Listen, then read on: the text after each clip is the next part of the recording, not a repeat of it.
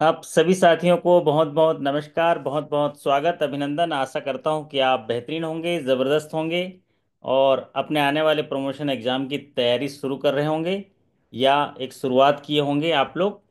मेरी आवाज़ आप तक पहुंच रही है? कोई साथी कंफर्म कर देंगे। आज का सेशन थोड़ा विलम्ब हो गया, आधा घंटा। और फिर हम लोग 1 घंटा ये सेशन पढ़ेंगे, सरल तरीके से सीखने की कोशिश करेंगे। आप सभी साथियों को एक बार बहुत बहुत नमस्कार, आज के दिन की बहुत बहुत शुभकामनाएं। हमारे कुछ साथियों का संदेश भी आया है, वाह, ओके, ऑल ओके। मोनिका रानी जी राम राम कर रहे हैं। देखिए, मोनिका जी राम राम करते करते आज राम भी आ गए। मतलब आज भगवान श्री राम जी का जन्म भी आज ही के दिन हुआ था। और हमारे एक साथी ने एक संदेश लिखा है, भगवान राम के आदर्श हमें सिखाते हैं, संयम, कर्तव्य और समर्पण, तेरा तुझको अर्पण, क्या लागे मेरा, उनकी कृपा आप पर बनी रहे, रामनवमी की बहुत बहुत शुभकामनाएं। वाह, ये हुई ना बात। तो आज रामनवमी का त्यौहार है।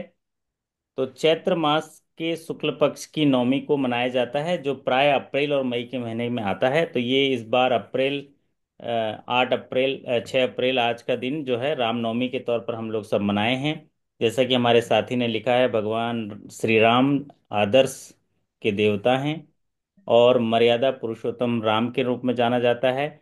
और हिंदू धर्म शास्त्रों में आज के दिन भगवान श्री राम का जन्म हुआ था। और आप रामचरितमानस में बालकांड से लेके वो सारी चीज़ों में आप लोग देखे होंगे। रामायण में जब कोविड चल रहा था तो 2-3 बार रामायण भी देखे होंगे। और उनके जन्म से लेके उनके द्वारा किए गए आदर्श और चरित्र और कर्तव्य परायणता और समर्पण, जैसा हमारे साथी ने लिखा है, वो सारे कहानियों के माध्यम से आप लोग उनके चरित्र के बारे में देखे होंगे। साथ ही साथ उनकी कितनी पोस्टिंग हुई है, रूरल पोस्टिंग, कहाँ कहाँ पोस्टिंग हुई है, ट्रांसफ़र हुआ है, वो सब भी देखे होंगे। 14 साल में कहाँ कहाँ ट्रांसफ़र, उसके बाद उनकी होम पोस्टिंग हुई। तो वो सारी चीज़ें भी आप देखे होंगे। और जब भी जीवन में कष्ट मिले तो उनके स्टोरी को जब पढ़ेंगे तो आपको लगेगा कि हाँ, मेरा कष्ट तो कुछ नहीं है। और फिर आपके अंदर एक साहस आएगा। भय प्रकट कृपाला, दीन दयाला, कौसल्या हितकारी, हर्षित महतारी मुनिहारी, अद्भुत रूप विचारी, लोचन अभिरामा, तनु घन श्यामा, निज आयुध भुज चारी, भूषण वनमाला, नयन विशाला, शोभा सिंधु करारी। वाह। आप लोग गाते भी होंगे, गाना भी चाहिए। एक ऊर्जा मिलती है और एक संयम, कुशलता और एक स्पिरिचुअल शक्ति से जुड़ने के लिए जब आप किसी चीज़ को उच्चारण करते हैं ना, तो उनमें एक ताकत आती है। आप जानते भी होंगे, सभी रामायण देखे भी होंगे कि त्रेता युग में रावण के अत्याचारों को समाप्त करने के लिए और धर्म की पुनर्स्थापना करने के लिए भगवान विष्णु ने मृत्यु लोक में श्री राम के रूप में अवतार लिया। और श्री रामचंद्र जी का जन्म आज हुआ, जिसे हम रामनवमी के तौर पर मनाते हैं। और फिर उनके सारे जो इतिहास है उसके बारे में आप लोग सब जानते हैं। उन्हीं से शक्ति लेते हुए आज सीखने की कोशिश करते हैं कि हमें उन शक्तियों को इकट्ठा करके हमने कर्म पथ पर कैसे समर्पण देना है। और जो रोल और रिस्पॉन्सिबिलिटी उस समय भगवान श्री राम को मिली थी, उस उन्होंने कैसे निभाया, कैसे निभाया। जहाँ भी जाते थे वहाँ एक वहाँ की टीम के साथ कोलेब्रेशन करते थे, उनको ताकत देते थे और फिर उस युद्ध को जीत जाते थे। तो ठीक उसी तरह आपकी भी जहाँ पोस्टिंग होगी, वहाँ के लोग, वहाँ के टीम की ताकत को इकट्ठा करके आप जो है अपने जो लक्ष्य है या जो भी मंजिल है उसको पाने में आप समर्थ होंगे। यही सीख लेके आप लोग आगे बढ़िए। आज छोटा सा सेशन है जिसमें priority sector lending revise guideline का पार्ट 2 पढ़ेंगे। पार्ट 1 में हम लोग पढ़े थे। कोई साथी पार्ट 1 अटेंड किया है? सुधीर कंबोज जी हैं, पार्ट 1 अटेंड किए थे कोई साथी? सुधीर जी आप हैं यहाँ पर? पार्ट 1 में हम लोग जो है टारगेट के बारे में पढ़े थे। और प्रियरिटी सेक्टर लैंडिंग गाइडलाइन जो है बहुत इंपॉर्टेंट है। बैंकिंग के लिए, क्योंकि इसके नाम में प्रियोरिटी है, गवर्नमेंट की प्रियोरिटी है, आरबीआई की प्रियोरिटी है, बैंक की प्रियोरिटी है, तो एग्जामिनेशन की भी प्रियोरिटी है। पार्ट वन में हमने पढ़ा था कि प्रियोरिटी सेक्टर लैंडिंग क्या होता है। प्रियोरिटी सेक्टर लैंडिंग 2020 में बड़े पैमाने पर बदलाव हुआ था। तब से लेके अभी जो 28 मार्च 2025 को प्रियोरिटी सेक्टर लैंडिंग में चेंज हुआ है, और उस चेंज में अभी क्या क्या चेंजेस होंगे उसके डिटेल्स जो है हम लोग पढ़ेंगे आज के सेशन में। पिछले सेशन में हम लोग लक्ष्य पढ़े थे, टारगेट पढ़े थे, और प्रियोरिटी सेक्टर के आइटम्स पढ़े थे, और उस प्रियोरिटी सेक्टर के बेसिक प्रिंसिपल पढ़े थे, ऑब्जेक्टिव क्या है ये पढ़े थे। और आज के सेशन में हम लोग सेक्टर वाइज पढ़ेंगे। जैसा कि आप पहले सेक्शन में पहले पार्ट में पढ़े होंगे कि प्रियोरिटी सेक्टर जो है, भारत सरकार कुछ क्षेत्रों को प्राथमिकता प्राप्त क्षेत्रों के रूप में सूचित किया है, चिन्हित किया है, और उन क्षेत्रों में बैंकों को अपने व्यवसाय के साथ साथ कुछ लक्ष्य दिए गए हैं, उन लक्ष्यों को पाना होता है। अगर उन लक्ष्यों को नहीं पाते हैं तो फिर हमको आरआईडीएफ में वो पैसा इन्वेस्ट करना होता है, जिसमें बैंक रेट -4 तक के इंटरेस्ट मिलता है।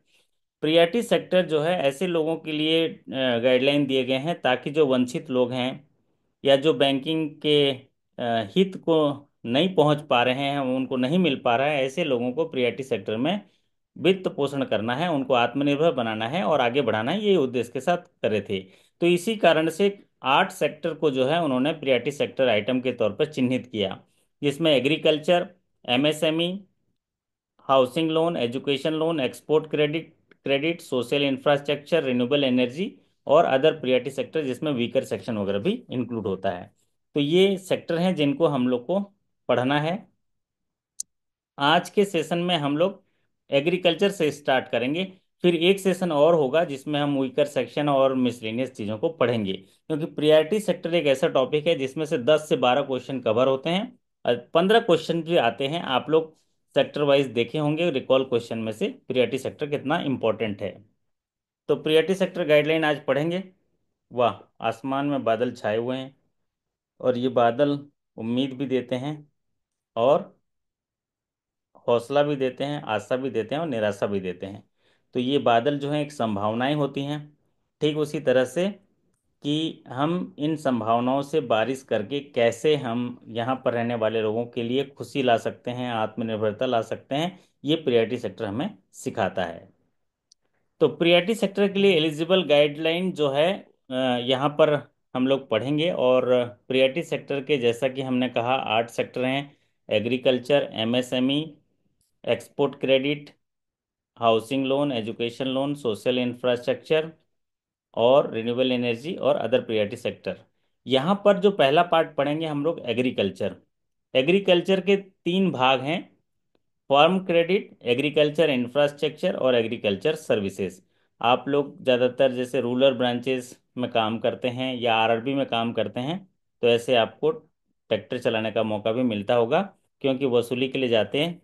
तो जैसे आप खेत में जाते होंगे तो किसान ट्रैक्टर चलाता होगा। तो मैं भी जब ब्रांच में पोस्टेड था तो मैं ऐसे खेत जाता था, तो मैं ट्रैक्टर को एक राउंड चला के देख लेता था, है ना। क्योंकि ये ट्रैक्टर, हार्वेस्टर, ये सब जो है वहाँ खेत में चलते रहते थे। तो ये किसान जो है 3 तरह के फाइनेंस के लिए बैंक आता है। एक आता है फॉर्म क्रेडिट, एक होता है एग्रीकल्चर इंफ्रास्ट्रक्चर, एक होता है एंसिलरी सर्विसेज। तो इन तीनों को हम लोग विस्तृत तौर से पढ़ेंगे। तो एग्रीकल्चर एक महत्वपूर्ण हिस्सा है प्रियोरिटी सेक्टर का, क्योंकि प्रियोरिटी सेक्टर में जो सब टारगेट होता है एग्रीकल्चर का, वो 18% ऑफ एएनबीसी या सीईओबीएसई होता है। मतलब 18% लक्ष्य होता है एडजस्टेड नेट बैंक क्रेडिट का, या credit equivalent two of balance sheet exposure का। सबसे बड़ा भाग जो होता है प्रियरिटी सेक्टर में सब टारगेट में देखा जाए तो होता है एग्रीकल्चर का होता है, उसके बाद वीकर सेक्शन का होता है। यहाँ पर जो हम लोग फॉर्म एग्रीकल्चर का भाग बात करेंगे, तो एग्रीकल्चर के 3 पार्ट हैं: फॉर्म क्रेडिट, एग्रीकल्चर इंफ्रास्ट्रक्चर और एंसिलरी सर्विसेज। फॉर्म क्रेडिट के दो दो पार्ट हैं। फॉर्म क्रेडिट के 2 पार्ट हैं। अगर इंडिविजुअल फार्मर आ रहा है तो उसके लिए क्या लक्ष्य रखे गए हैं, या क्या प्रियोरिटी सेक्टर का डेफिनेशन है। और फॉर्म क्रेडिट अगर कॉरपोरेट फार्मर है, अदर देन इंडिविजुअल है, तो क्या क्राइटेरिया है।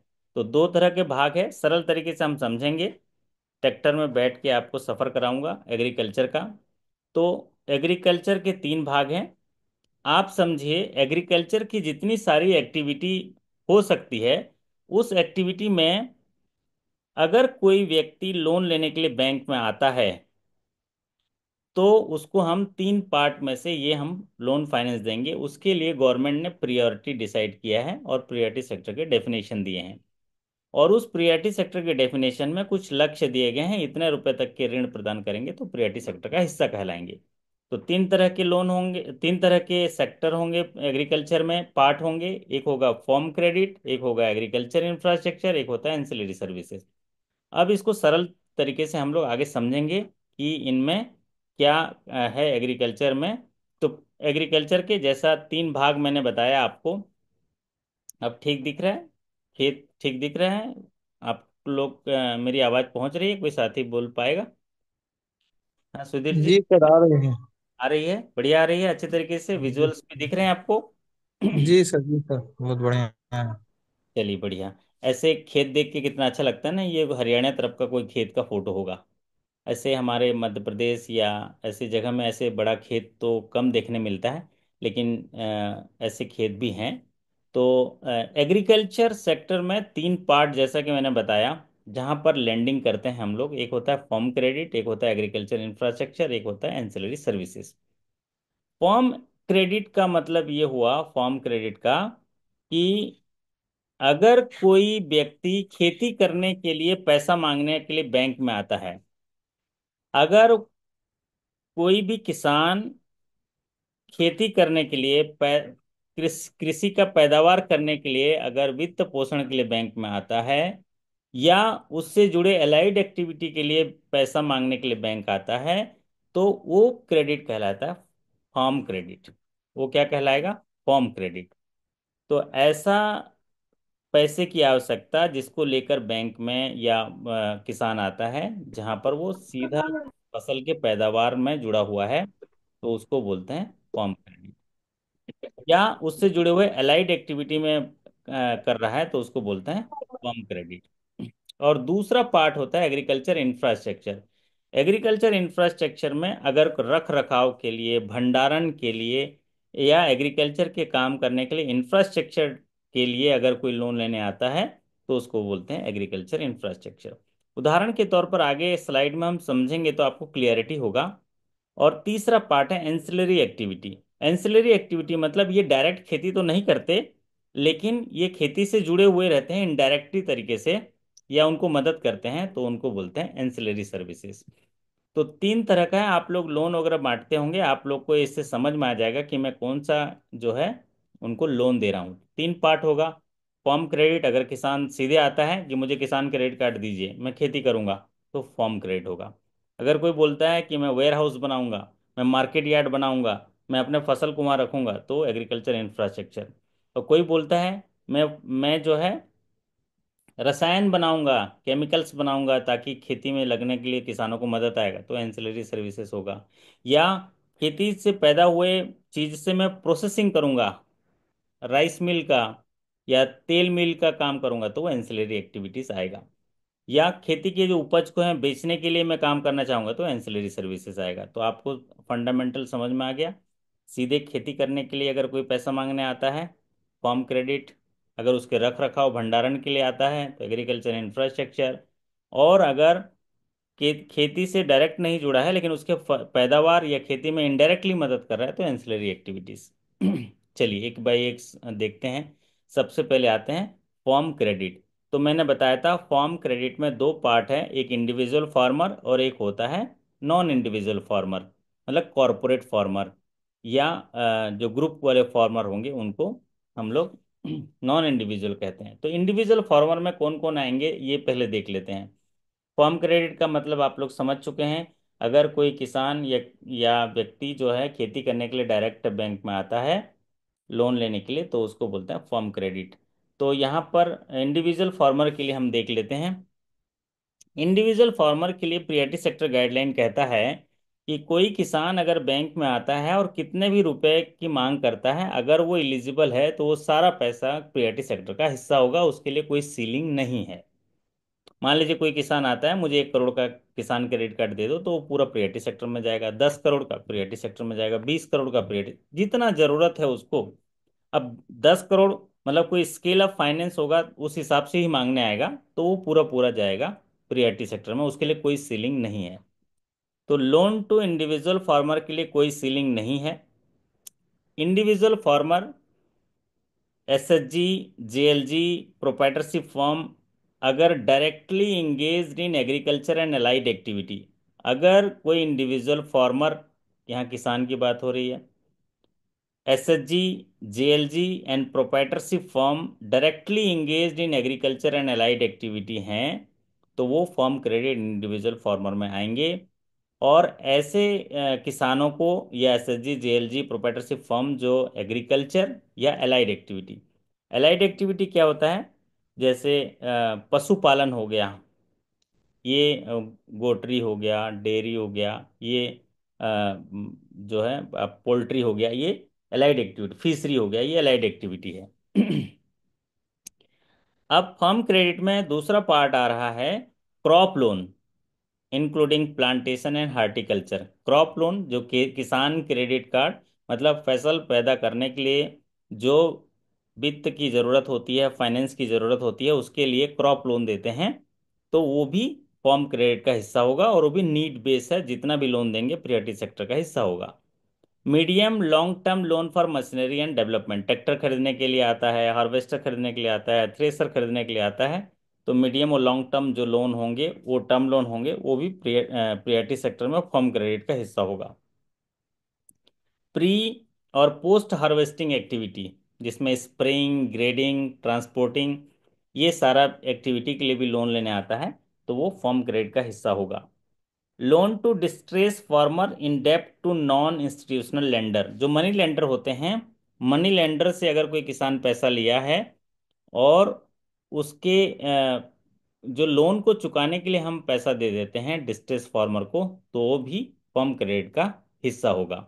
देखिए, हमने जो पैसा दिया इससे खेती में नहीं लगाया, वो मनी लेंडर का पैसा चुकाया, तो ये फर्म क्रेडिट होगा, क्योंकि वो पैसा उसको इतना ब्याज देना पड़ता होगा कि वो शायद उसको बहुत तकलीफ होती होगी, इसीलिए इसको डिस्ट्रेस फार्मर है, तो मनी लेंडर का लोन चुकाने के लिए इसको लोन देंगे, तो भी फर्म क्रेडिट का हिस्सा होगा।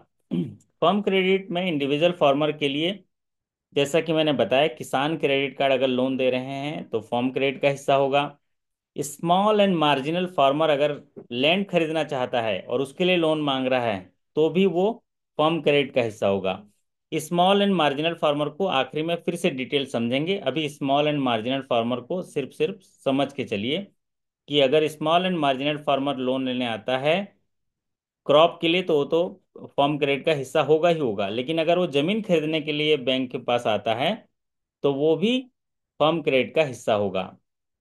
एक महत्वपूर्ण बदलाव यहाँ पर तीसरे उसमें आया है, देखिए, कि अगर कोई किसान अपने फसल को किसी वेयर हाउस में रख देता है, प्लेस कर देता है, और 12 महीने के लिए रिपेबल के साथ अगर लोन लेने आता है, और वो इलेक्ट्रॉनिकली निगोशिएबल इंस्ट्रूमेंट में है, वेयर हाउस रिसिप्ट में है, तो उसको 90 लाख रुपए तक के लोन जो है प्रियोरिटी सेक्टर का हिस्सा होगा, और 90 लाख से ऊपर होगा तो नॉन प्रियोरिटी होगा।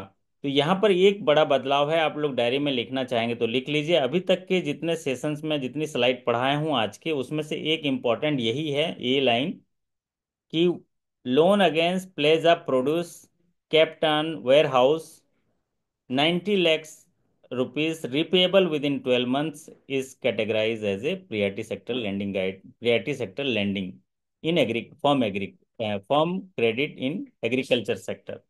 तो किसान क्या होता है, फसल पैदा करता है, फसल को जब आता है, तो अगर बाजार में जाएगा तो उसकी कीमत कम होती है, क्योंकि बाजार में बहुत सारे फसल रहते हैं उस समय। तो किसान क्या करता है, उस फसल को एक जगह रख देता है वेयर हाउस में, और उसकी रिसीट लाके बैंक में देता है, और पैसे लोन की के लिए एप्लीकेशन करता है, तो वो 90 लाख रुपए तक देंगे तो वो प्रियोरिटी सेक्टर का हिस्सा होगा। अगर वो इलेक्ट्रॉनिकली निगोशिएबल वेयरहाउस रिसिट है तो। अगर इलेक्ट्रॉनिकली निगोशिएबल वेयरहाउस रिसिट नहीं है तो 60 लैक्स।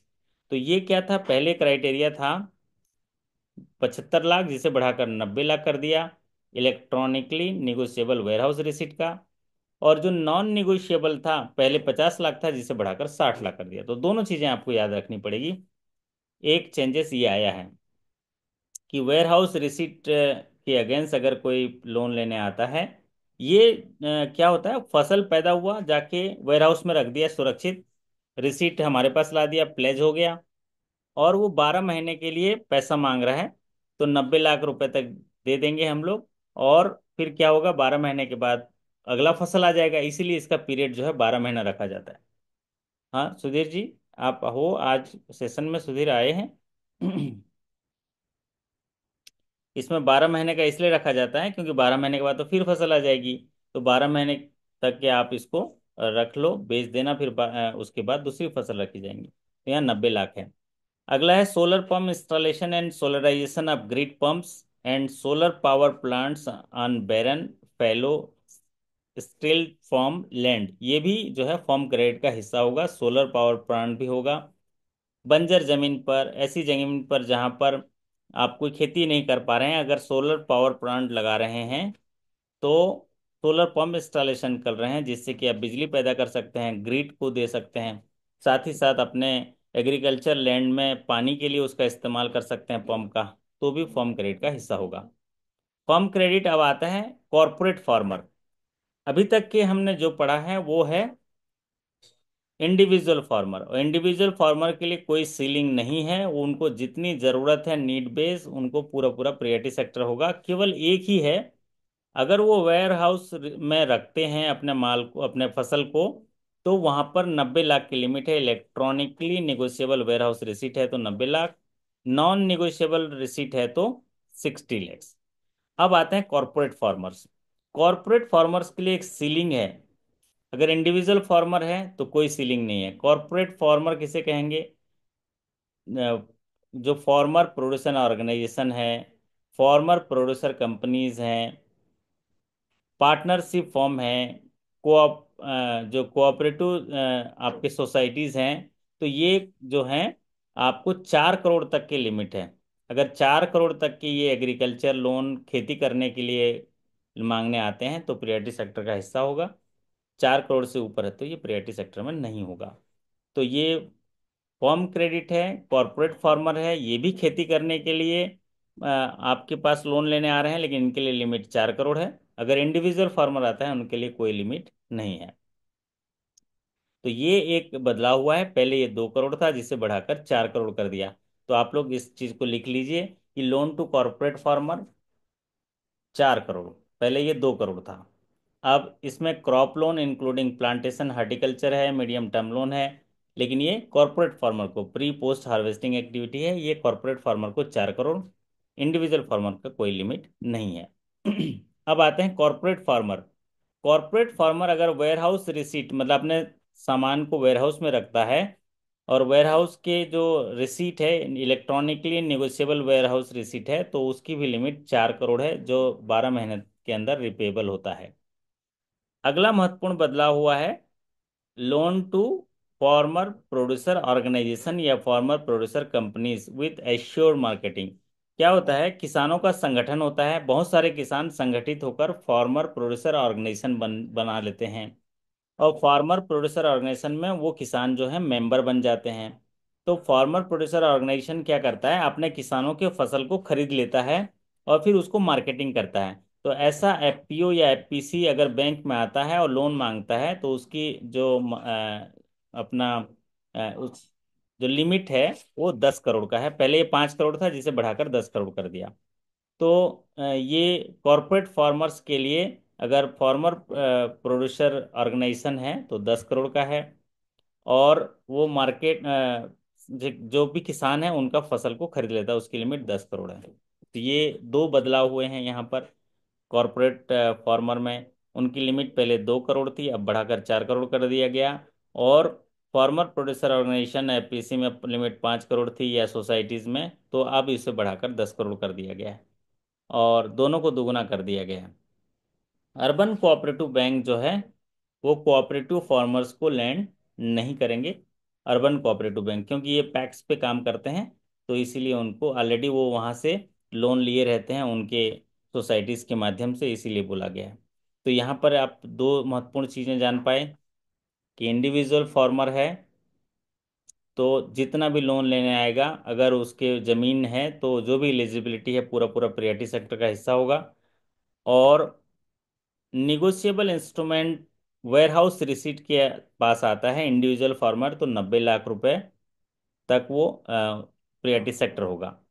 और कॉरपोरेट फार्मर के केस में जो लोन लिमिट 2 करोड़ थी उसे बढ़ाकर 4 करोड़ कर दिया गया। और फार्मर प्रोड्यूसर ऑर्गेनाइजेशन में लोन अप टू 10 करोड़ हो गया।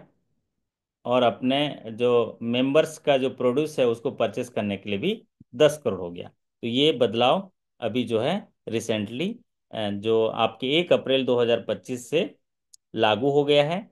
तो अभी हम लोग जो पढ़े हैं वो फर्म एग्रीकल्चर पढ़े हैं, फर्म क्रेडिट पढ़े हैं, एग्रीकल्चर का पहला पार्ट।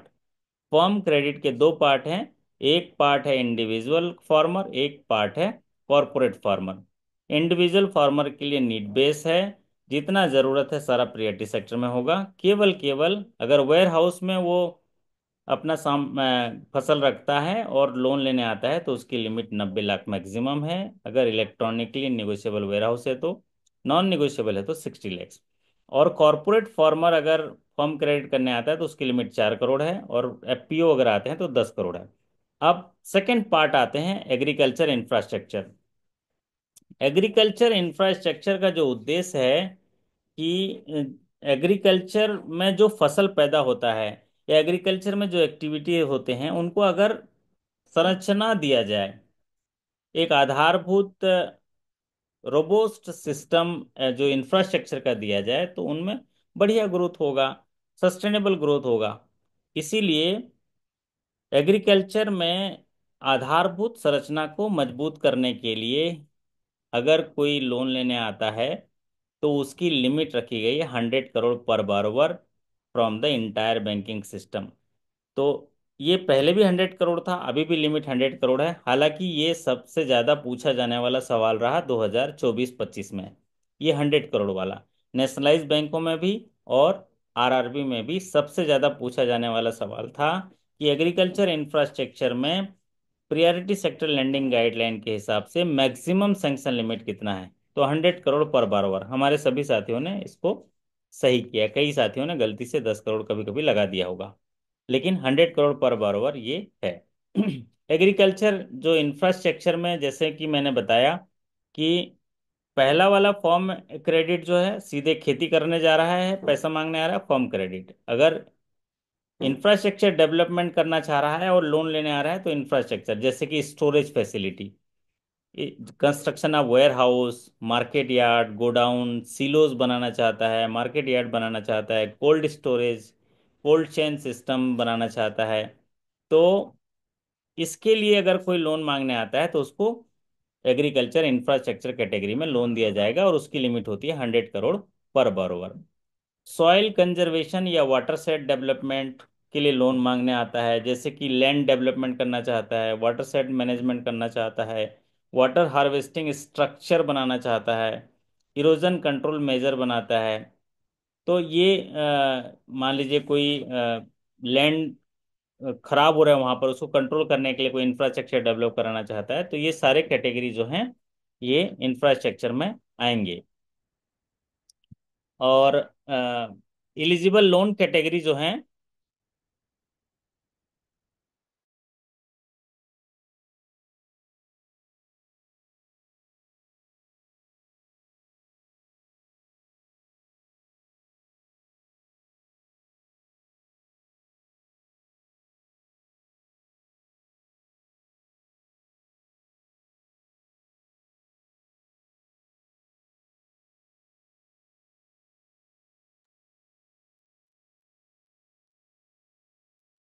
तो ये एग्रीकल्चर इंफ्रास्ट्रक्चर में हमने देखा कि कंस्ट्रक्शन ऑफ स्टोरेज के लिए, और दूसरा हम लोग देखे हैं कि सॉयल कंजर्वेशन और आपका, एक सेकेंड।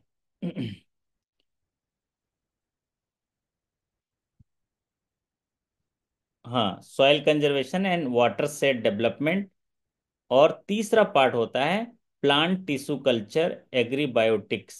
प्लांट टिश्यू कल्चर मतलब कोई प्लांटेशन करना चाहता है, और टिश्यू कल्चर के लिए आता है तो वो भी एग्रीकल्चर इंफ्रास्ट्रक्चर में आता है, क्योंकि एक बार बनाएगा फिर बार बार उसका इस्तेमाल करेगा। तो plant tissue culture, agri biotech project, seed production, biopesticides, bio fertilizer production, vermi composting composting units, ये सारी चीज़ें जो हैं वो इंफ्रास्ट्रक्चर के लिए है। तो इनके लिए लिमिट, ये तो हमने ये जान रहे हैं कि ये लोन लेने आता है तो फिर हमको एग्रीकल्चर इंफ्रास्ट्रक्चर में देना है, और उसकी अपर लिमिट है 100 करोड़ पर बारोवर। अगला है आपका biofuels, CBG infrastructure, oil extraction processing units for biofuels, storage distribution infrastructure for biofuels, compressed biogas, जिसको सीबीजी कहते हैं, compress biogas plant by entrepreneur. तो जो आप बायोगैस का इस्तेमाल करके उनको स्टोर करते हैं, फिर उनको बिजली बनाते हैं, उनको ईंधन के तौर पे इस्तेमाल करते हैं, ये सारे इंफ्रास्ट्रक्चर है।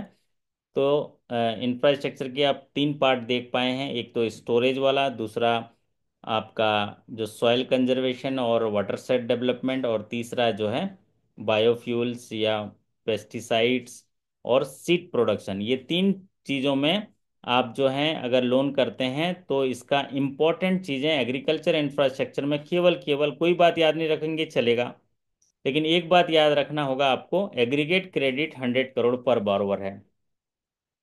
एग्रीगेट क्रेडिट 100 करोड़ पर बारोवर है।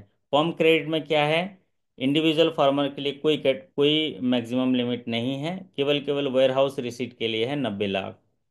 नॉन नॉन इंडिविजुअल मतलब कॉर्पोरेट फार्मर के लिए 4 करोड़ की लिमिट है।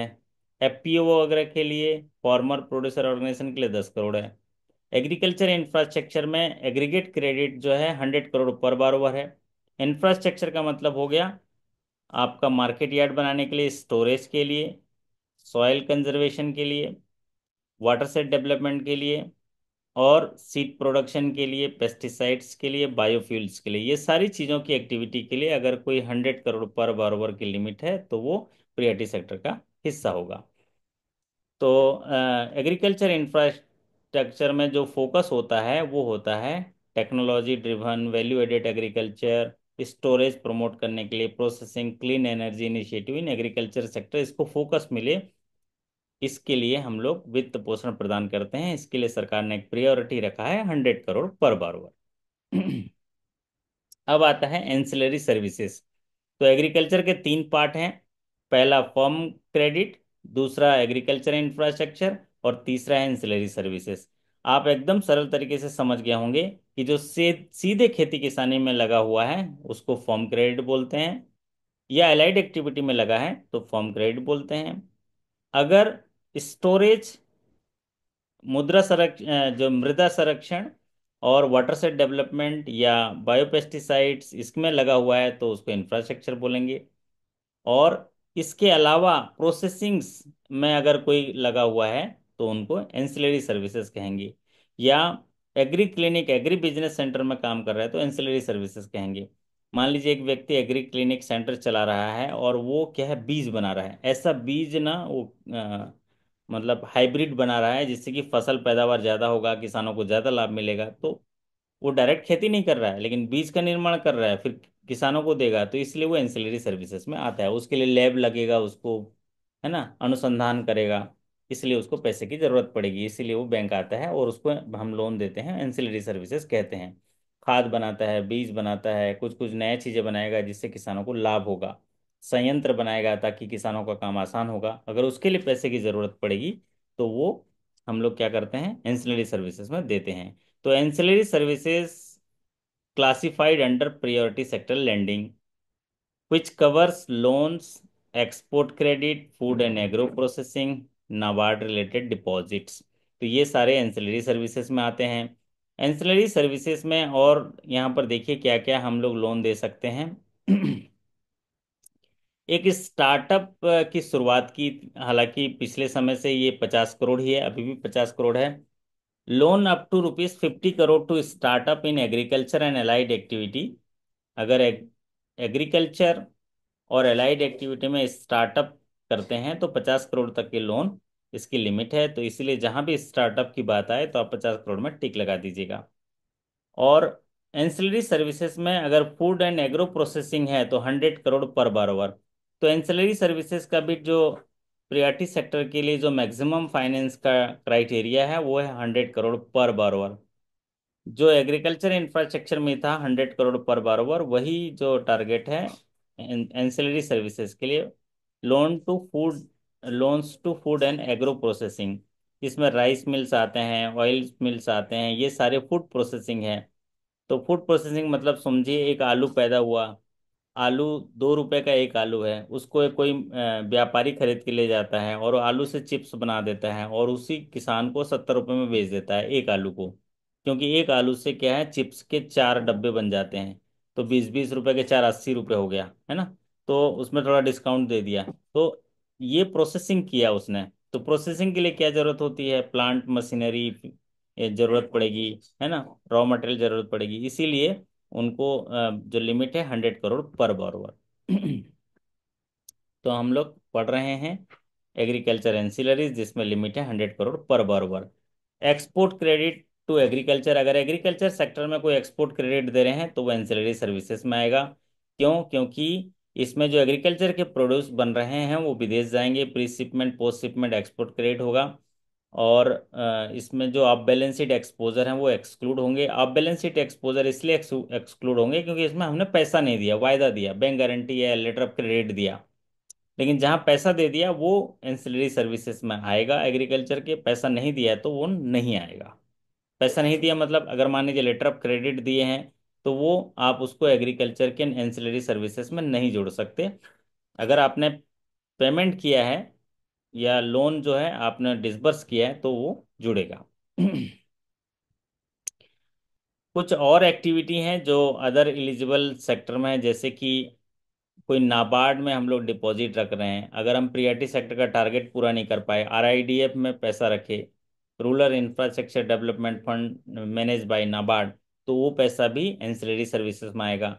आपको प्रियरिटी सेक्टर का टारगेट दिया गया है 75% आरआरबी के लिए, 40% कॉमर्शियल बैंक के लिए। अगर आप उस टारगेट को पूरा नहीं कर पाते हैं तो आपको इन्वेस्टमेंट आरआईडीएफ में करना होता है। तो जो इन्वेस्टमेंट आपने आरआईडीएफ में किया होगा वो एग्रीकल्चर के पार्ट एंसिलरी सर्विसेज में आएगा। अगर एग्री क्लिनिक करें, एग्री बिजनेस सेंटर के लिए लोन दिए हैं तो वो एंसिलरी सर्विसेज आएगा। अगर फूड प्रोसेसिंग के लिए लोन दिए हैं तो वो एंसिलरी सर्विसेज के लिए आएगा। अगर कस्टम सर्विस यूनिट है जो जो कि किसानों को जो है कॉन्ट्रैक्ट पे सर्विसेज देता है, जैसे कि किसान सेवा यंत्र सेंटर बोलते हैं ना। अगर कोई ऐसा कस्टम सर्विस यूनिट्स है जो किसानों को कोई सुविधाएं देता है, या कहा जाए कि अगर किसानों के पास मशीन नहीं है तो मशीन रखा हुआ है, वहां से वो सारे किसानों को मशीन किराए पर दे देता है, सर्विसेज प्रोवाइड कराता है, तो उसके लिए कोई लोन मांगने आता है तो भी एंसिलरी सर्विसेज होगा। आप लोग देखे होंगे कृषि संयंत्र करके भी एक सेंटर था जो आपको इसमें एंसिलरी सर्विसेज में दे देते, जिसमें सरकार ने कुछ सब्सिडी भी रखी थी। अब आता है on lending and financial intermediates. तो अभी आप जो है एंसिलरी सर्विसेज पढ़ रहे हैं उसी का ही हिस्सा है। अगर कोई भी फाइनेंशियल इंटरमीडिएटरीज बैंक के पास आता है और लोन का डिमांड करता है और इस उद्देश्य के लिए लोन मांगता है कि वो बैंक से दिए गए लोन के पैसे को ऑन लेंडिंग करेंगे खेती किसानी के लिए, तो वो भी आपका एंसिलरी सर्विसेज में आएगा। तो ऐसे एनबीएफसीज हैं जो बैंक से लोन लेते हैं और उस पैसे को ऑन लेंडिंग करते हैं किसानों को, तो वो भी एंसिलरी सर्विसेज में आएगा, क्योंकि आपने तो डायरेक्टली उसको नहीं दिया, आपने तो एक एनबीएफसी को दिया और वो ऑन लेंडिंग कर रहा है। जैसे हम लोग लोन्स टू पैक्स को दिए, लैंप्स को दिए, तो ये सारे जो है ना ये आपके एंसिलरी सर्विसेज में आएंगे। तो आपका जो फाइनेंशियल इंस्टीट्यूशंस हैं तो उनको भी लोन देंगे, एनबीएफसीज को लोन देंगे। तो ये सारे जो हैं किस में आएंगे, एंसिलरी सर्विसेज में आएंगे।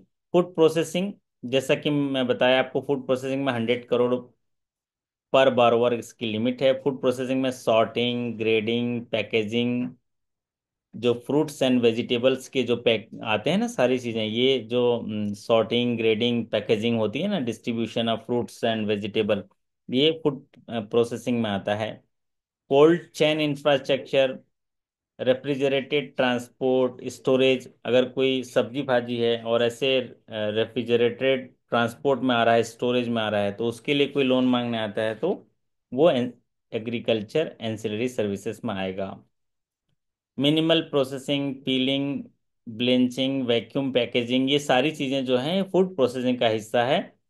सन and mechanical drying, freeze drying, spray drying, ये सारा जो है फूड प्रोसेसिंग है। जो हम सरल तरीके से ये समझ पाएं कि पैदा हुए फसल से अगर उसको प्रोसेसिंग करके उसको पैकेजिंग करके बेचा जाए तो ये फूड प्रोसेसिंग में आता है। फ्रोजन प्रोडक्ट्स जो है, मीट, फिश, वेजिटेबल, आजकल फ्रोजन रहता है, फ्रिज में रखे रहते हैं, जब हमको भूख लगी थोड़ा काट के सब्जी बनाए खा लिए। Milk, milk product processing, canning of fruits, vegetable, mushroom, sea food, ये सारे जो हैं ये आपके फूड प्रोसेसिंग के एग्जाम्पल हैं। Milling of grain, pulses, bran oil, cattle feed, ये सारी चीज़ें जो हैं आप फूड प्रोसेसिंग का हिस्सा समझिए। तो फूड प्रोसेसिंग के हिस्सा हैं, और इनको समझने के लिए एग्जामिनेशन के पॉइंट ऑफ व्यू से इनमें से कुछ भी नहीं आता है। एग्जामिनेशन पॉइंट ऑफ व्यू से जो इम्पोर्टेंट होगा मैं आपको बता दूंगा क्या क्या आएगा, ये सिर्फ जान लीजिए। जैसे processing of meat, poultry, sea foods, eggs, ये सारे जो है प्रोसेसिंग में आएंगे। और स्पाइसेस, ग्राइंडिंग, मिक्सिंग, पैकेजिंग, ये सारा जो है फूड प्रोसेसिंग में आता है। जूसेस, सूप, है ना, तो ये सारा जो है फूड प्रोसेसिंग में आएगा। फूड प्रोसेसिंग में और भी चीज़ें हैं, जैसे चाय, coffee, cocoa, chocolate, वॉफर, bakery, bread, biscuit, sugar, जागरी production, ये सब नेचुरल, आर्टिफिशियल हनी, नूडल्स, है ना, वर्मी सेल्स, सारे जो हैं वर्मिसेली, ये जो है सारे फूड प्रोसेसिंग के ही पार्ट हैं। Nuts, coconuts, ready to eat, ready to cook products, ये सारे फूड प्रोसेसिंग के हैं। और फूड प्रोसेसिंग के लिए लिमिट दिया गया है 100 करोड़ पर बरोबर। ये एग्जाम्पल आपके स्क्रीन पर हैं, आप इसको याद रखें तो भी चलेगा, याद नहीं रखें तो भी चलेगा, ये इसमें एग्जामिनेशन का कोई फर्क नहीं पड़ेगा। बस आपके समझ में ये आनी चाहिए कि सीधे खेती करने के लिए खेती करना चाहता है और उसके लिए पैसे के लिए मांगने आया फार्म क्रेडिट, रख रखाव या इंफ्रास्ट्रक्चर डेवलपमेंट करने के लिए आता है तो एग्रीकल्चर इंफ्रास्ट्रक्चर, और फसल के साथ प्रोसेसिंग करता है और फिर उसको जो है पैकेजिंग करके प्रोवाइड कराता है या इनडायरेक्टली खेती करने वाले लोगों को मदद करता है, तो वो होता है एंसिलरी सर्विसेज। तो ये प्रियरिटी सेक्टर जो है आप लोग को समझ में आया होगा। कोई साथी जरा माइक ऑन करके बता दें, अभी तक के जो मैंने पढ़ाया है उनमें आपको कुछ समझ में आया है तो कोई बता दे कोई साथी। कुछ कुछ डाउट तो नहीं है जो अभी तक मैंने पढ़ाया समझ में आया, कोई साथी बता पाएंगे? हाँ जी, कोई भी नहीं, किसी को भी समझ में नहीं आया? ओके, तो आ गया एकदम सरल तरीके से मैंने समझाया। एग्रीकल्चर के 3 पार्ट हैं, फॉर्म एग्रीकल्चर, फॉर्म क्रेडिट, दूसरा इंफ्रास्ट्रक्चर एग्रीकल्चर, और तीसरा है एंसिलरी एग्रीकल्चर। सरल तरीके से आपको समझ में आ गया। और उन तीनों में इम्पोर्टेंट, आपने स्टोरी सुना है लेकिन इम्पोर्टेंट सिर्फ 5 चीजें हैं। पहला, कि फॉर्म एग्रीकल्चर के लिए कोई भी लिमिट नहीं है। फॉर्म एग्रीकल्चर के लिए कोई भी लिमिट नहीं है। फॉर्म एग्रीकल्चर के लिए किसान जो है अगर सीधे बैंक में आता है, कितना भी पैसा उसका नीड बेस है, उसको एलिजिबिलिटी आना चाहिए, प्रायोरिटी सेक्टर में होगा। लेकिन अगर वेयर हाउस रिसीट के अगेंस्ट लोन लेने आता है तो 90 lakh, electronically negotiable warehouse है तो 90 लाख लिमिट है, नॉन निगोशिएबल है तो 60 लैक्स। अगर कोई कॉरपोरेट कस्टमर आता है तो 4 करोड़ का लिमिट। तो आपको देखिए, एक सवाल मिला 90 लाख वाला, दूसरा सवाल मिला है कॉरपोरेट फार्मर है तो 4 करोड़ की लिमिट है। अगर खेती करना चाहता है कॉरपोरेट फार्मर तो 4 करोड़ तक लोन करेगा तो वो प्रियरिटी सेक्टर का हिस्सा होगा। और अगला पार्ट है आपका फार्मर प्रोड्यूसर ऑर्गेनाइजेशन अपने मेंबर्स के लिए करते हैं, तो फार्मर प्रोड्यूसर ऑर्गेनाइजेशन के लिए होगा 10 करोड़ की लिमिट। और एक पार्ट है आपका एग्रीकल्चर इंफ्रास्ट्रक्चर के लिए 100 करोड़ पर बारोबार, और एक पार्ट है एग्रीकल्चर एंसिलरीज के लिए 100 करोड़ पर बारोबार फूड प्रोसेसिंग के लिए। और मार्केटिंग वगैरह के लिए करेगा जैसे प्रोड्यूस के लिए तो 10 करोड़ की लिमिट है। और बाकी आपने मैक्सिमम एंसिलरी सर्विसेज के लिए भी 100 करोड़ पर बारोबार है। अब हम लोग थोड़ा सा एक चीज और पढ़ लेंगे, फिर उसके बाद सेशन समाप्त करेंगे। वो पढ़ेंगे हम लोग small and marginal farmer. Small and marginal farmer से जुड़े हुए सवाल काफी आते हैं। तो स्मॉल एंड मार्जिनल फार्मर इसलिए आते हैं क्योंकि भारत में ज्यादातर संख्या स्मॉल एंड मार्जिनल फार्मर के हैं। आप सोचिए, जनसंख्या बढ़ते जा रही है। पहले गांव के गोटिया के पास 100 एकड़ था, आज गांव के गोटिया के पास 1 एकड़ होगा, क्योंकि इतने सारे बच्चे हो रहे हैं, उनके सबके बंटवारा हो रहे हैं। तो स्मॉल मार्जिनल फार्मर का कॉन्सेप्ट इसलिए है इम्पोर्टेंट क्योंकि ये इनकी संख्या ज़्यादा है। इनको जो है आगे बढ़ने की ज़रूरत है, इनके पास ज़मीन जो है कम है। तो आइए सबसे पहले हम डेफिनेशन देखते हैं, स्मॉल एंड मार्जिनल फार्मर किसे कहते हैं। मार्जिनल फार्मर जिसको हम लोग सीमांत किसान बोलते हैं, और स्मॉल फार्मर जिसे लघु किसान बोलते हैं। तो मार्जिनल फार्मर ऐसे फार्मर हैं जिनके पास land holding up to 1 hectare है, उनको मार्जिनल फार्मर कहते हैं। ऐसे किसान जिनके पास 1 हेक्टेयर जमीन है उनको मार्जिनल फार्मर कहते हैं। और स्मॉल फार्मर ऐसे किसान जिनके पास एक एक हेक्टेयर से ज़्यादा और 2 हेक्टेयर तक की जमीन है उनको स्मॉल फार्मर कहते हैं। तो यहाँ डेफिनेशन है।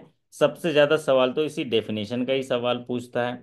अगर हम 2024-25 की बात करें तो सारे एग्जामिनेशन में सवाल आया है कि मार्जिनल फार्मर का डेफिनेशन बताइए, कभी स्मॉल फार्मर का डेफिनेशन बताइए। तो marginal farmer land holding up to 1 hectare, ऐसे किसान जिनके पास 1 हेक्टेयर की लैंड होल्डिंग है, मार्जिनल फार्मर। स्मॉल फार्मर ऐसे किसान जिनके पास 1 हेक्टेयर से ज़्यादा और 2 हेक्टेयर तक की लैंड होल्डिंग है उनको स्मॉल फार्मर कहते हैं।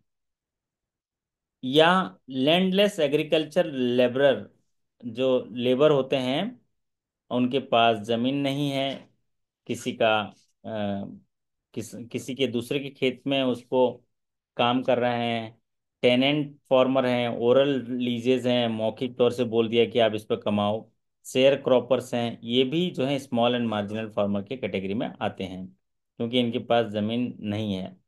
तो ये सारे जो हैं इनको स्मॉल एंड मार्जिनल फार्मर की कैटेगरी में आते हैं।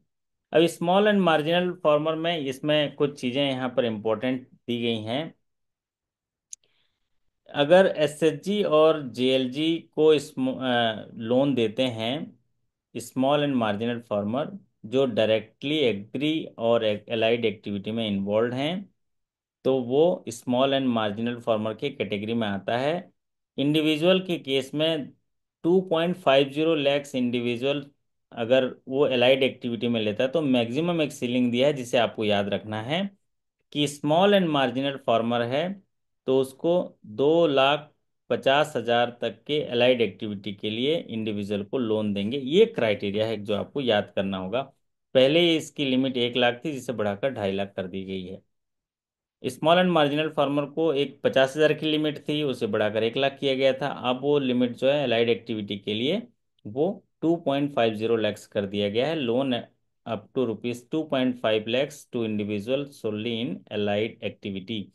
अलाइड एक्टिविटी में अगर कोई स्मॉल एंड मार्जिनल फार्मर है तो 2.5 लाख रुपए तक देना है, ये बात आप याद रख लीजिए।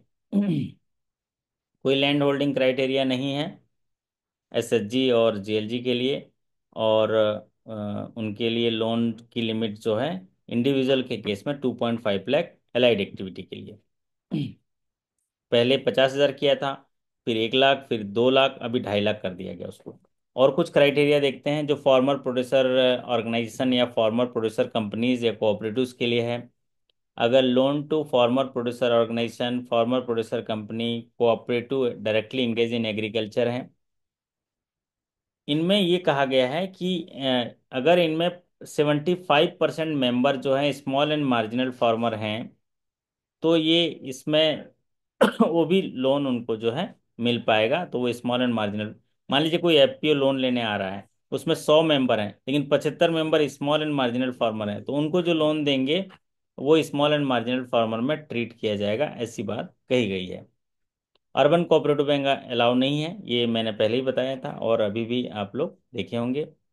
और अगर मान लीजिए कोई फाइनेंशियल इंस्टीट्यूशंस हैं या एनबीएफसीज हैं, उनको लोन देते हैं, तो इसके लिए बैंक को ये कहा गया है कि आरबीआई से रिकॉग्नाइज होना चाहिए, एसआरओ मेंबर होना चाहिए, प्रियरिटी सेक्टर जो के अंदर जो हैं एलिजिबल होंगे, एनबीएफसीज एमएफआई जो आरबीआई से रजिस्टर्ड होंगे, सोसाइटीज ट्रस्ट के साथ वो ये एलिजिबल भी होंगे, बशर्ते वो रिकॉग्नाइज होने चाहिए।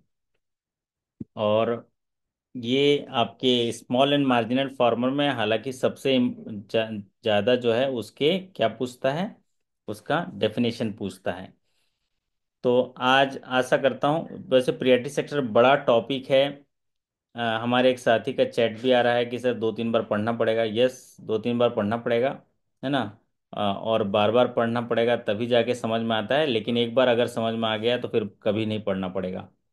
भले अभी 3 बार पढ़ लीजिए, फिर उसके बाद लेकिन पढ़ना नहीं पड़ेगा। तो आज रामनवमी है, आशा करता हूँ कि आज हम लोग शुरुआत किए हैं एक नए सेशन की। साल भर पढ़ने में मैं बिलीव करता हूँ, भले कैसा भी वक्त हो, अच्छा समय बुरा समय, सब जगह ना प्लस माइनस रहता है। एक दिन देखिए पूरा उजाला नहीं होता, आधा दिन उजाला तो आधे आधा अंधेरा रहता है। ठीक उसी तरह हमारे मन में भी जीत और हार का चलता रहता है कि मैं पास होऊंगा कि फेल होऊंगा, तो सब 50-50% रहता है। तो आप आशा जहां पर है वहां निराशा होगी।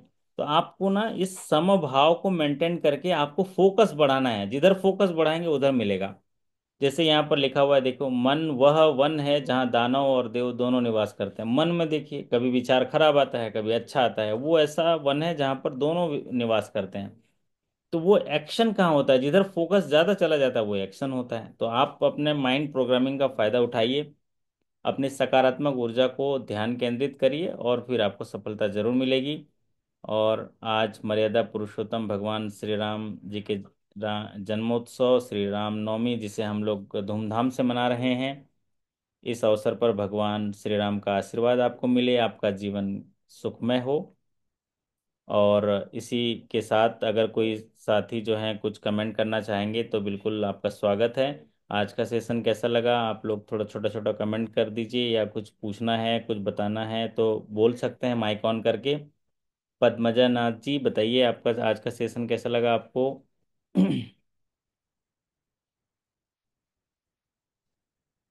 हाँ जी, प्रदीप कुमार जी, आज का सेशन कैसा लगा, कुछ बोल पाएंगे? हाँ जी, रामकृष्ण उपाध्याय जी, स्वागत है आपका, आज का पहला सेशन था। बहुत अच्छा लगा सर सेशन। अच्छा सेशन। ओके। और क्या नया चीज़ एक जान पाए आज के सेशन में? सर ये बहुत अच्छा लगा, एलाइड एक्टिविटी, ये फार्म फार्म वाला, इंफ्रास्ट्रक्चर वाला, और तीसरा वो था जो, तीनों बहुत ही बढ़िया जानकारी मिली। और पढ़ा, कई बार पढ़ा, इसको एप्लीकेबल भी किया किया है ब्रांच में ओके। लोन बांटते समय। हम्म। तो तो अभी काफी तो, जानकारी मिली। अभी जो है चेंज हो गया है ना ये जो हाँ सर। है, तो जी जी आप जी बिल्कुल। उसको नोट कर लीजिएगा। ये कर लिया, ये 4 करोड़ का कॉरपोरेट वाला और 10 करोड़ का, और वो 90 लाख का जो बताया सर, बहुत बढ़िया बताया सर ये। ओके, बहुत अच्छा। और बिल्कुल। आप लोग के एग्जामिनेशन कब होंगे अभी? सर मेरी पॉसिबिलिटीज है कि मई के फर्स्ट वीक में हो जाएंगे सर। ओके, बहुत बढ़िया। अच्छा जी, आप कुछ बोल पाएंगे, आपको कैसा लगा सेशन? अच्छा जी, हमारे उड़ीसा से, कहाँ से, कटक से है ना कि बरगढ़ से हैं जो, या अमरजीत जी, अमरजीत जी आपको अच्छा लगा? आप लोग भी थोड़ा थोड़ा बोला करिए ना। हम्म। या और जो आज हमारे नए साथी जुड़े हैं, राजेश कुमार पासवान जी,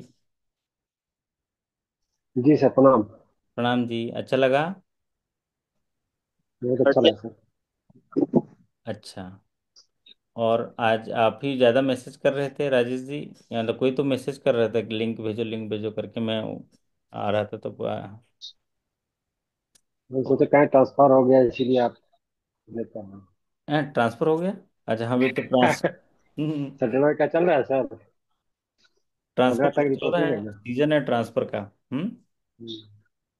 तो कहीं भी हो सकता है, तैयार रहिए। जैसे भगवान श्री राम का राज्याभिषेक होने वाला था, तो उनको बुला के ट्रांसफर ऑर्डर पकड़ा दिया गया, उन्होंने पाँव छुए, ज्वाइनिंग के लिए चले गए जंगल।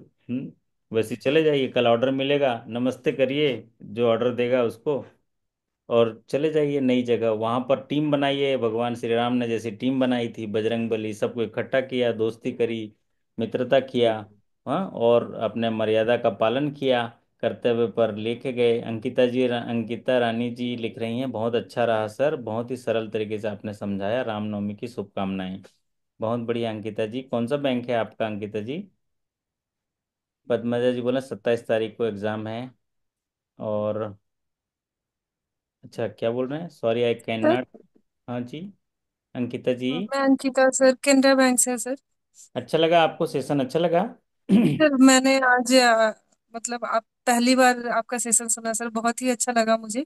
आपने बहुत कम समय में जो बदलाव हुए हैं उसको हमें समझा दिया सर, तो बहुत बहुत धन्यवाद सर। सॉरी सर, बीच बीच में बेटी मेरी बोल रही है। हाँ तो बढ़िया बात है। आज तो क्या कन्या भोज मिला होगा, है ना? तो जी उनमें देवी हैं, और उनको बहुत सारा सम्मान मिला होगा, पूजे गए होंगे, और प्रसाद मिला होगा, और एक आत्मिक शक्ति मिली होगी। आपकी बेटी को हम भी बहुत बहुत शुभकामनाएं देते हैं, शुभाशीष देते हैं कि वो भी आपकी तरह एक होनहार, कर्तव्य के साथ एक अच्छे भारत के नागरिक बनेगी। धन्यवाद और सर। और आप तो हिंदी हिंदी साहित्य से जुड़े हुए हैं, बीच बीच में हमारे साथियों को हिंदी का सेशन में आपसे एक्सपेक्ट करूंगा। मैं हिंदी का जो बनाऊंगा ना, वो जो क्या एक होता है ना हिंदी का, हिंदी से भी सवाल पूछता है, एक राजभाषा सवाल अधिनियम। रहते हैं सर। राजभाषा अधिनियम होता है ना, तो आप जी एक सर, दिन, एक मैं सवाल रहते सेशन हैं। मैं सेशन तैयार कर दूंगा, आप उसको पढ़ा देना। तो राजभाषा अधिनियम जो है आप पढ़ा देना, क्योंकि उनमें से एक दो सवाल पूछता है। जैसे अभी हाल ही में एक सवाल पूछा गया था कि जो भी बैंक के बोर्ड होते हैं ना, बैंक के बोर्ड, वो जी त्रिभाषी होते हैं, तो उसका उसका सीरीज क्या होना चाहिए? सर। पहला नाम किसका होना चाहिए, दूसरा किसका सर, होना? हाँ सर, इसका अगर द्विभाषा वाले क्षेत्र में है तो मतलब जैसे जिन जहाँ पर कोई अलग भाषा बोली जाती है उनके क्षेत्र की भाषा है, जैसे तेलुगु है, तो हम्म। पहले हमारी मातृभाषा तेलुगु होगी, हिंदी होगी, तब अंग्रेजी होगी सर। ये लेकिन बढ़िया। अगर कहीं पर जैसे हमारी तीसरी एक भाषा मातृभाषा जो है वो हिंदी से अलग नहीं है, तो वहाँ पे हिंदी और अंग्रेजी ही केवल होगी सर। देखिए हमारे साथ जितने साथी भी पढ़ रहे हैं उनमें से आप अलग हैं। देखिए आपका नाम अंकिता रानी हिंदी में लिखा है, बाकी सब ने अंग्रेजी में लिखा हुआ है ना? तो आप हिंदी अधिकारी हैं, मतलब वाकई आपको मैं ना हमारे टीम की तरफ से आपको सम्मान दूंगा। ये जब अगला मौका आएगा ना, अभी इस बार तो मैं हमेशा मार्च महीने में देता हूँ, कुछ महिला साथियों को हमारे साथ सम्मान देता हूँ। आप तो आप सभी को आज के सेशंस से एक रोशनी मिली होगी, और सीखने की ललक होगी। हमेशा सरल तरीके से बातचीत करके बहुत कुछ सीखा जा सकता है, ज़्यादा मेहनत की ज़रूरत नहीं है। चीज़ें बहुत आसान है, हमने उसको कठिन बना के रखा है। हमेशा बहस करने में बिलीव मत करिए, वार्तालाप करने में बिलीव करिए, डिस्कस करने में बिलीव करिए, आर्ग्यू करने में बिलीव ना करिए। डिस्कशन अच्छा होता है, आर्गुमेंट अच्छा नहीं होता है। तो डिस्कशन से क्या होता है कि आपको तौर तरीका मिलता है, और कैसे चीज़ों को सुलझा जा सकता है उससे मिलता है। और आर्गुमेंट से कंपेयर किया जाता है, या मैं बड़ा तू बड़ा, इस तरह से होता है। तो उसमें वहाँ पर थोड़ी सी इग्नोरेंस हो जाती है। तो वार्तालाप करने में इतनी खास बात है कि अगर वार्तालाप से कोई बात चली गई तो वो हमेशा अमिट होती है। तो मैं आप सभी को फिर से शुभकामनाएं दूंगा, और कहूंगा, राम को मांग ले मेरे प्यारे, उम्र भर का सहारा मिलेगा। उस क्या चीज मांगोगे, राम से क्या मांगोगे? राम से क्या मांग, राम को मांग ले मेरे प्यारे, उम्र भर का सहारा मिलेगा, सिर्फ इनकी शरण में ही तुझको जिंदगी भर गुजारा मिलेगा। तो आप राम को ही मांग लीजिए, उससे कुछ मांगने की जरूरत नहीं। जब वो हल्का सा इशारा करेंगे, टच करेंगे, तो आप सफलता के बुलंदियों को छू जाएंगे। हमेशा आप आत्मिक शक्तियों को इकट्ठा करते रहिए और सीखते रहिए। सर, मुझे आपका हर कोई सेशन अच्छा लगता है, मुझे बहुत सेटिस्फाइड लगता है। और थैंक यू सर। उड़ीसा ग्रामीण बैंक का 27 अप्रैल में है। हाँ, मैंने किसी साथी से रिक्वेस्ट किया, कुछ पॉलिसी मुझे दे दीजिए दास जी। आप ख्याली दास जी, हाँ, कुछ पॉलिसीज वगैरह व्हाट्सएप में भेजिएगा, मैं आपके लिए कुछ अच्छे क्वेश्चंस बना दूंगा। एक तो जी सर। एक्सपीरियंस ये देखा गया है इस फाइनेंशियल ईयर में, क्योंकि आरआरबीज के मर्जर वगैरह होने वाले हैं स्टेट में, तो उन्होंने क्या किया है, जनरल बैंकिंग पे ज़्यादा सवाल रखा है, इंटरनल बैंकिंग पे जी कम रखा है। उसके पीछे का कारण ये है कि लोग प्रमोट हो जाएं।